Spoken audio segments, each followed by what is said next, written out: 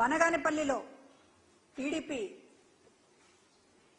మనుషులు మహిళలపైన దాడులు చేయడం ఇవేవి చంద్రబాబు గారికి తెలియకుండా జరిగాయని అనుకోవాలను.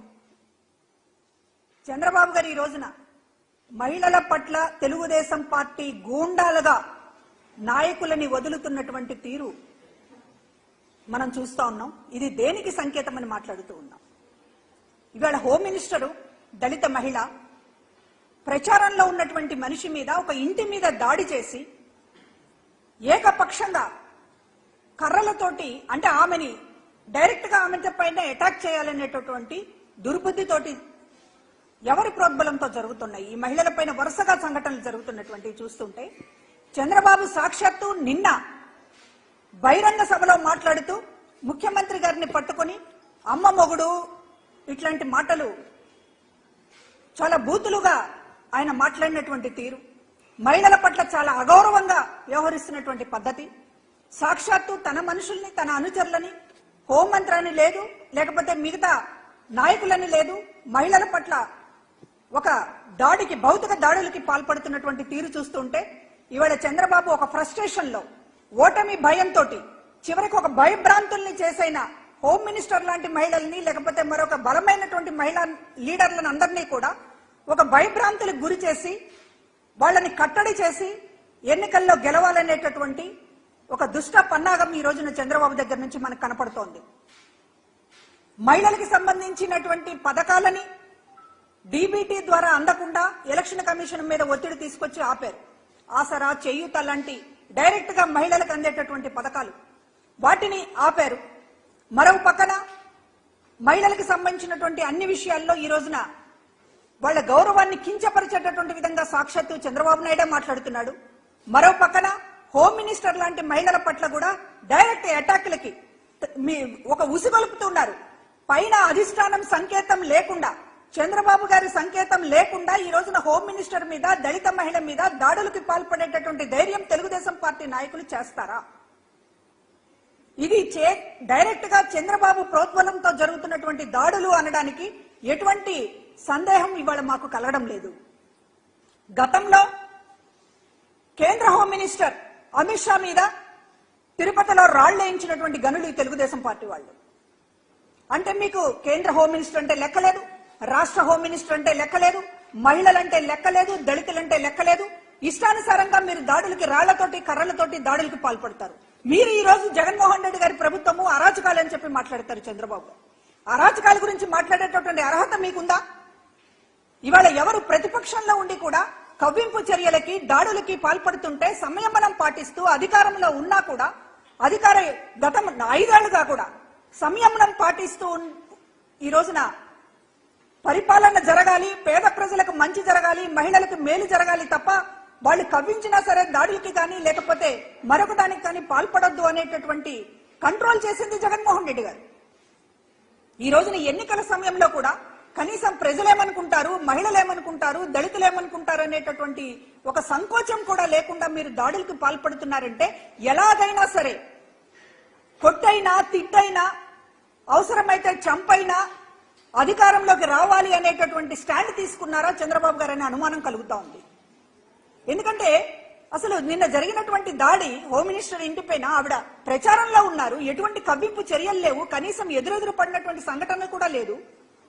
ప్రచారంలో ఉన్నటువంటి కార్యకర్తల మీద దాడులు చేసుకుంటూ ఆఫీసులో లోపల ఇంట్లో హోమ్ మినిస్టర్ ఉంది, ఆవిడ్ని కొట్టాలి అనేటటువంటి దాంతో మీరు తలుపులు పాలగొట్టి కర్రలతోటి దాడి చేసేటటువంటి ప్రయత్నం చేశారంటే ఇదెంత దుర్మార్గమైనటువంటి విషయం. అంటే ఎలక్షన్ కమిషన్ ని మేము ఏదైనా ప్రభావితం చేయగలం, ఇవాళ కేంద్రంతో బీజేపీతో మేము జతకట్టాం కాబట్టి మీరు ఏం చేసినా చెల్లుతుందనేటటువంటి ఒక పరిస్థితిలో మీరేమన్నా ఉన్నారా? ఇవాళ ఎన్నికల కమిషన్ మీద ఒత్తిడి తీసుకొస్తున్నారు. గతంలో ఎప్పుడూ లేనటువంటి విధంగా అమల్లో ఉన్నటువంటి పథకాలకి ఈసీ బ్రేక్లు వేస్తా ఉంది. కాబట్టి హోమ్ మినిస్టర్ పైన దాడులు చేసినా లేకపోతే మహిళల పైన దాడులు చేసినా కూడా ఎలక్షన్ కమిషన్ మమ్మల్ని ఏమీ అనదు, మమ్మల్ని కంట్రోల్ చేయదు అనేటటువంటి భరోసా ఏమైనా చంద్రబాబు గారికి లభించిందా? అందుకని ఇలాంటి దాడులకు తెగబడుతున్నారా అనేటటువంటిది ఈ రోజు అర్థం చేసుకోవాల్సినటువంటి అవసరం ఉంది. ఈ రోజు మహిళలకి సంబంధించినటువంటి విషయాల మీద 5 ఏళ్లుగా ఈ రాష్ట్రంలో ఆత్మగౌరవాన్ని గాని గౌరవాన్ని గాని పెంచేటటువంటి విధంగా మహిళా సాధికారిత అంటే ఏంటో చేసి చూపించి ఈరోజు మహిళలకి అండగా నిలబడినటువంటిది ప్రభుత్వం. ప్రతి పథకము ఈ రోజు మహిళలను ఉద్దేశించి డీబీటీ ద్వారా డైరెక్ట్ గా నేరుగా మహిళ అకౌంట్లోకి డబ్బందేలాగా చేశాం. అదేవిధంగా 30 లక్షల మంది మహిళలకి జగన్మోహన్ రెడ్డి గారు ఇళ్ల పట్టాలు ఇచ్చి వాళ్ళని ఇంటి యజమాని చేసి గౌరవించినటువంటి పరిస్థితి. కానీ ఇవాళ చంద్రబాబు ఏం మాట్లాడుతున్నాడు? చంద్రబాబు మహిళల్ని ఎంత కించపరుస్తూ మాట్లాడుతున్నాడు. గతంలోనేమో అత్త మగబిడ్డను కంటానంటే కోడలు వద్దంటుందా అనేటటువంటి వివక్షతని, ఆడపిల్లలు మగపిల్లలు అనేటటువంటి వివక్షతని సాక్షాత్తు మీ నోటి నుంచే వినిపించారు ప్రజలకి. ఇప్పుడు ఎన్నికలు సమీపిస్తున్న సమయంలో మరింత మీ వికృత స్వభావము, మహిళలకు వ్యతిరేకమైనటువంటి మీ ఆలోచనలు ఈ రోజున వినపడతా ఉన్నాయి మాటల్లో. జగన్మోహన్ రెడ్డి గారి కుటుంబ సభ్యుల్ని దూషిస్తా ఉన్నారు. ఒక దళిత ఎమ్మెల్యేని హోంమంత్రిగా చేసి గౌరవించినటువంటి జగన్మోహన్ రెడ్డి గారిని ఒక పక్కన ఉంటే, మీరు ఈ రోజున అదే హోం మినిస్టర్ మీద, అదే దళిత మహిళ మీద దాడులకి తెగబడేటటువంటి పరిస్థితిని తీసుకొస్తున్నారు. అంటే మీరు అధికారంలోకి వస్తే పొరపాటున ఏం జరుగుతుందో ఈ రోజు సినిమా చూపిస్తా ఉన్నారు. అవ్వాతాతల్ని మొత్తం ఈ రోజున రోడ్డు మీదకి తీసుకొచ్చి వాళ్ళ ప్రాణాలు తీస్తున్నారు. మరో పక్కన దళితులపైన మహిళలపైన ఒక అత్యున్నతమైనటువంటి స్థానంలో జగన్మోహన్ రెడ్డి గారు వాళ్ళని ఉంచితే వాళ్ళపైన ఈ రోజున దాడులకి తెగబడుతూ ఉన్నారు. అంటే మీరు ఎంత అరాచకాలకైనా దిగుతారు. గతంలోనూ చూసాం. మీరు ఈ రోజున ల్యాండ్ టైటిలింగ్ యాక్ట్ మీద మాట్లాడుతూ ఉన్నారు. భూ ఆక్రమణదారులకి కొమ్ము కాస్తూ ఈ రోజున మీరు అమరావతిలో అసైన్డ్ భూముల్ని, ఏదైతే దళితులు, ఏదైతే పేదలు, ఏదైతే బడుగు బలహీన వర్గాలకు సంబంధించినటువంటి భూములన్నీ మీ బినామీలు లాక్కొని దానిపైన విచారణ ఒక పక్కన జరుగుతూ ఉంటే, కఠినమైనటువంటి భూ ఆక్రమణకు సంబంధించినటువంటి చట్టాలేవి రాకుండా మోకాలు అడ్డడానికి ఈ రోజున విష ప్రచారం చేస్తూ ఉన్నారు. భూ ఆక్రమణదారులకి కొమ్ము కాస్తూ మాట్లాడుతున్నారు. అంటే మీరంటే ఒక అరాచకం. ఇవాళ ఆంధ్ర జాతి గురించి మీరు మాట్లాడుతూ ఉన్నారు. అసలు ఆంధ్ర జాతి అంటే ఒక వెన్నుపోటు అనేటటువంటి బ్రాండ్ తీసుకొచ్చింది చంద్రబాబు గారు కదా అని అడుగుతున్నాం. ఈ రోజున ఆయన హింస గురించి, ఆయన అరాచకాల గురించి, ఆయన ఆంధ్ర సంస్కృతి గురించి మాట్లాడితే దెయ్యాలు వేదాలు వల్లించినట్లుగా కనపడుతోంది. ఈ రోజున మహిళల పైన దాడులు తక్షణం ఆపాలని చెప్పి కోరుతూ ఉన్నాం. ఎలక్షన్ కమిషన్ సీరియస్ గా తీసుకోవాలి ఇటువంటి సంఘటనల్ని. ఈ రోజు ఎలక్షన్ కమిషన్ ఎటువంటి ఒత్తిళ్లకి గురి కాకుండా ఉండాలని చెప్పి మరి మీడియా పూర్వకంగా విజ్ఞప్తి చేస్తూ ఉన్నాం. మహిళలకి కూడా భరోసా ఇవ్వలేకపోతే, ఒక అత్యున్నతమైనటువంటి స్థానంలో ఉన్నటువంటి మహిళా అభ్యర్థులకి కూడా ఈ రోజున రాష్ట్రంలో శాంతి భద్రతలు కల్పించలేకపోతే ఎలక్షన్ కమిషన్ ఎందుకుంటున్నట్లు? కనుక ఈ విషయాలపైన సమగ్రంగా విచారణ జరగాలి. చంద్రబాబు గారి పాత్రని ఈ రోజు బయటకు తీసుకురావాలి.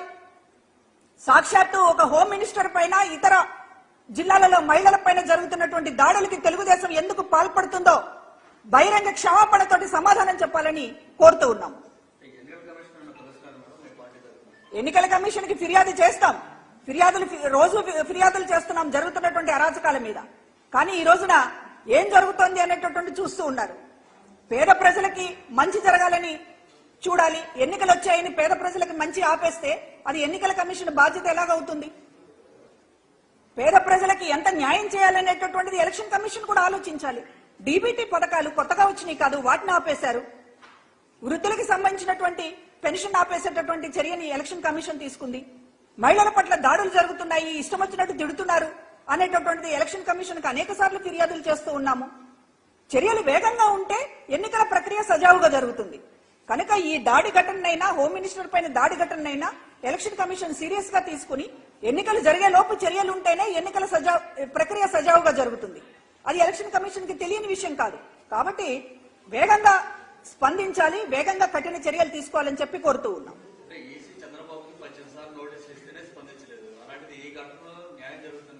ఇప్పుడు ల్యాండ్ టైటిలింగ్ యాక్ట్ మీద మాట్లాడవద్దు అని ఈసీ నోటీస్ ఇచ్చినప్పటికీ కూడా నిరభ్యంతరంగా చంద్రబాబు మాట్లాడుతూ ఉన్నాడు. నిరభ్యంతరంగా కాగితాలను చించేస్తా ఉన్నాడు, కాగితాలను తగలబెడతా ఉన్నాడు, తన వేళ్లు కాల్చుకుంటా ఉన్నాడు, జనం మొఖాల మీద కాలుస్తా ఉన్నాడు. అంటే మేము బట్ట కాల్చి మీదేస్తాం, మీరు తుడుచుకోండి అనేటటువంటి పద్ధతిలో వ్యవహరిస్తూ ఉంటే ఎన్నికల కమిషన్ బ్రేకులు వేయలేకపోతే, కట్టడి చేయలేకపోతే ఇంకా ప్రజాస్వామ్యం, ఎన్నికల ప్రక్రియ అనే దానికి అర్థం ఏమిటి? అంటే ఫిర్యాదులు తీసుకోవడమే కాదు ఎన్నికల కమిషన్ పని. ఫిర్యాదులకు సంబంధించినటువంటి దాంట్లో ప్రతి దాని మీద వెంటనే చర్య ఉందా లేదా అనేటటువంటి చేసి చూపించాలి. దాని ద్వారానే విశ్వాసం, నమ్మకం ఎలక్షన్ కమిషన్ మీద పెరుగుతాయి. ఆ దిశగా చర్యలు తీసుకోవాలని చెప్పి కోరుతూ ఉన్నాం.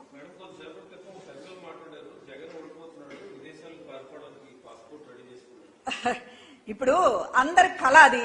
జగన్మోహన్ రెడ్డి గారు ఓడిపోవాలనేటటువంటిది పగటి కళ. అందరి కూటమి గాని, లేకపోతే కూటమికి వెనక నుంచి మద్దతు ఇస్తున్నటువంటి, తెర వెనక మద్దతు ఇస్తున్నటువంటి షర్మిల గాని వాళ్ళ కోరిక జగన్మోహన్ రెడ్డి గారు ఓడిపోవాలనేటటువంటిది. పగటి కళ్ళు కనొద్దు. ఈ రోజున ఎక్కడా లేనటువంటి విధంగా ఈ రాష్ట్రాన్ని అన్ని విషయాలలో మంచి వైపు, అన్ని విషయాలలో నూతన మార్గాల వైపు నడిపించినటువంటి జగన్మోహన్ రెడ్డి గారికి ఓటమి అనేటటువంటిది ఉండదు. మీరు ఏం చేశారని చెప్పి మీ వైపు ప్రజలు చూడాలి.